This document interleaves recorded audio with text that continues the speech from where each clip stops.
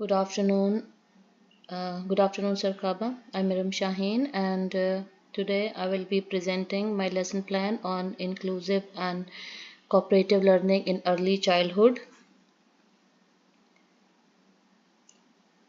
This lesson is designed for a preschool class of children aged 3 to 4 years. There are total 14 students in my class, including 2 students of determination. And the topic of the lesson is inclusive and cooperative games using recycled materials.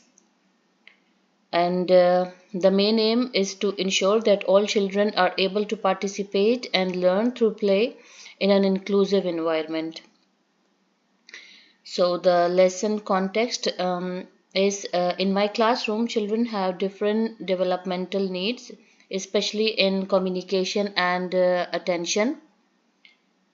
Some of my children, they communicate verbally, while others they use gestures or non-verbal communication. So I have designed my lesson to encourage participation without any pressure, and support both verbal and non-verbal communication of children, and allow children to explore at their own pace without feeling any pressure. This creates a supportive and inclusive learning environment for all children in my class. And my learning objectives will be I'll explain them.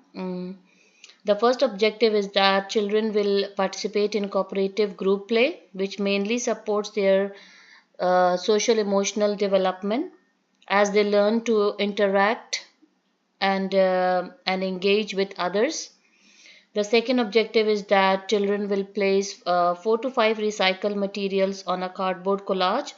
This focuses on their skill based development, especially fine motor skills.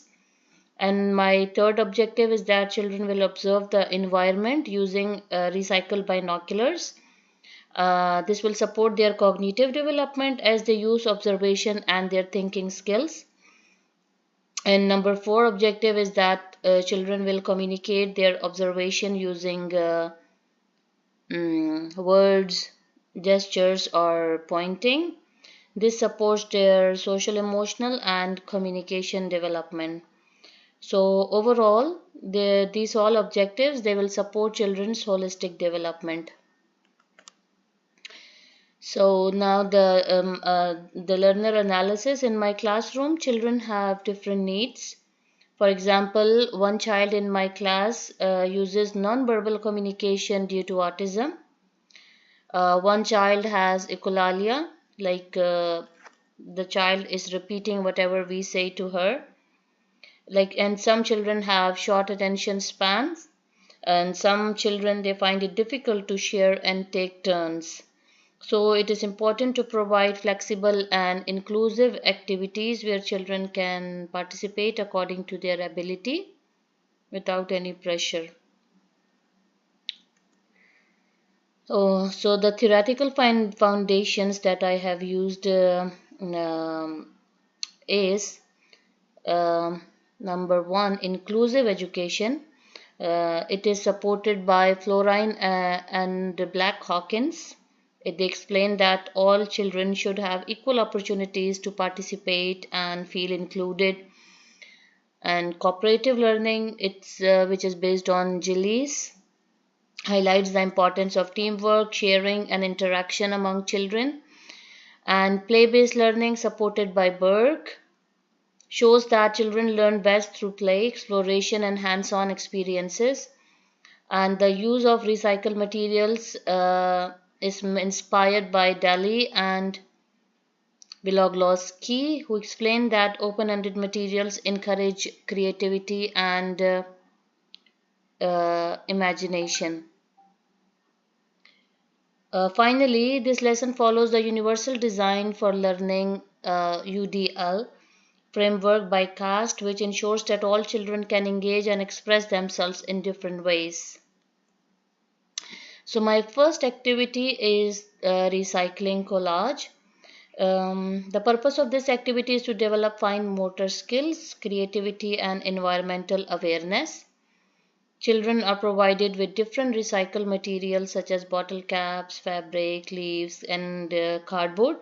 I first demonstrate how to use the materials to children, and then they will choose freely what they want to choose. And they are not forced to complete the activity. They can pause, leave, and can return based on their readiness and interest. And at the end, all collages are displayed together as a shared class teamwork, promoting cooperation in the class. And my second activity, it's binocular observation game. Children will sit or stand in a circle and pass the binoculars while I play the music. And when the music will stop, the child holding the binoculars, he will observe something and communicates what they see using words, gestures, or pointing. This activity will promote observation skills, turn taking, and communication. Children are also free to join or leave the activity like the activity one, and there will be no pressure on them. And then inclusion strategies and assessment. To ensure inclusion, I use different strategies like accepting both verbal and non-verbal communication, providing individual trays for children with sensory or sharing difficulties, giving alternative materials for different needs, and allowing flexible participation. And for assessing them, I use formative assessment like ongoing assessment by observing children during the activity. I also used photos and checklists to monitor engagement, participation, and interaction of children. And lastly, to conclude, inclusive activities allow children to participate according to their abilities. Providing flexibility and adaptations help reduce stress and increase engagement. And using recycled materials also promote creativity and environmental awareness. So this lesson, I will say, help me understand that every child learns differently, and as teachers we must support them in meaningful and inclusive ways. Thank you so much.